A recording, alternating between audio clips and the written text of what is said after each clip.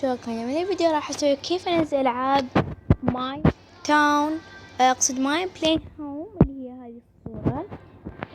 يلا نبدأ. راح لازم يكون عندنا هذا البرنامج، راح ادخل عليه لانه مو ذاك لابتويد، لانه هذا لابتويد ما تطلع ماي بلاي هوم، بس هنا تطلع ماي بلاي هوم. ندخل راح نكتب ماي بلاي هوم.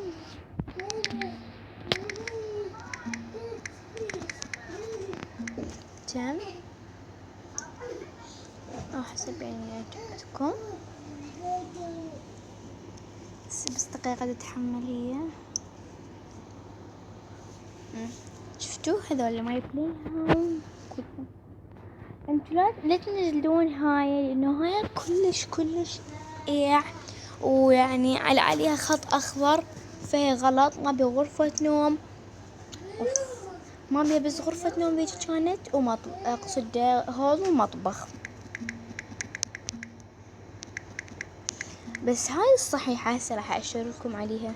هاي هيك يكون شكلها البنية والابن، وبدون خط اخضر، وهيك يكون بهذني الصور.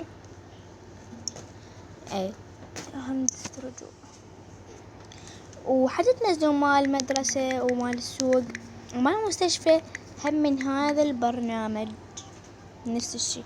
هاي مال سكول، مال السوق، المدرسة. بس ما بنيهم المستشفى تكتبون انتو مستشفى يعني.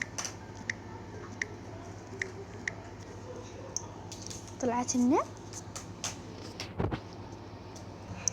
واول ما نقلب تطلع لنا هو المستشفى وننزلها. وهذه طريقة تنزيل كل العاب ماي بلاي هوم من هذا البرنامج.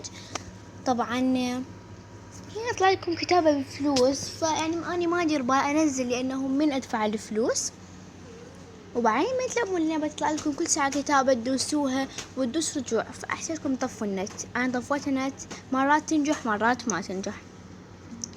وطبعا يبغاكم شيء من هذا البرنامج، لأنه هو مرات يخرب الجهاز اللي هذا الشيء. هاي الكتابة ضبط والشكل ضبط، لازم أول ما تفتحوه يطلع لكم هذا، يعني هيك لازم يطلع لكم، وما يطلع لكم غير شيء. أختي نزلت منه وتابع عطل، فرمته عاد يعني رأسه هو صار له بالمصلح 3 أيام أو 4 أو أكثر، وما أدري يعني صار له هواية. فديروا بالكم هذا البرنامج إلا الصحيح، وبس تنزلون تلعب ماي بلاي هوم.